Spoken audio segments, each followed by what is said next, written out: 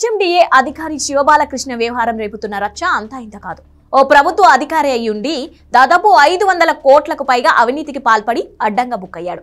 ఇప్పుడు ఏకంగా అతని జాబ్కే ఎసరు వచ్చే పరిస్థితులు కనిపిస్తున్నాయి. బీఆర్ఎస్ ప్రభుత్వ హయాంలో హెచ్ఎండిఏలో అన్ని తానే అన్నట్లుగా వ్యవహరించిన శివబాలకృష్ణ వ్యవహారం తెలంగాణలో రేపిన రచ్చ అంతా ఇంత కాదు. చాలా మంది ప్రముఖ నేతలకు ఆయన బినామీగా ఉన్నారనే ఆరోపణలు కూడా వినిపిస్తున్నాయి. బాలకృష్ణ అరెస్టుతో అతని బాగోతాలు ఒక్కొక్కటిగా బయటకు వస్తున్నాయి. ధరణిని అడ్డం పెట్టుకుని అడ్డగోలు వ్యవహారాలు చేశారని, భూముల్ని ఇష్టం వచ్చినట్లుగా సొంతానికి రాసుకోవడం, రాజకీయ నేతలకు కావాల్సినట్లుగా చేయడం వంటివి చేశారన్న ఆరోపణలు వినిపిస్తున్నాయి. పైగా చిన్న చిన్న పొరపాట్లను పెద్దగా చూపించి భారీగా లంచం డిమాండ్ చేశాడన్న విమర్శలు ఉన్నాయి.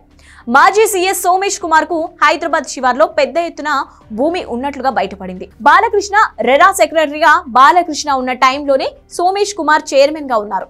అప్పుడే 25 ఎకరాలు సోమేష్ భార్య పేరుపై రిజిస్ట్రేషన్ అయినట్లు గుర్తించారు. ఈ భూమికి సంబంధించి ఆధారాలను ఏసీబీ సేకరిస్తున్నట్లు తెలుస్తోంది. మరోవైపు సరైన పద్ధతిలోనే భూమిని కొనుగోలు చేసినట్లు సోమేష్ కుమార్ చెప్తున్నారు.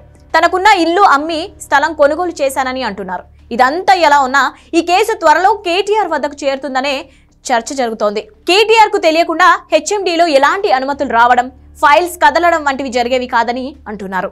మొత్తంగా శివబాలకృష్ణ కేసు తెలంగాణ రాజకీయాల్లో సంచలనంగా మారే ఛాన్స్ కనిపిస్తోంది.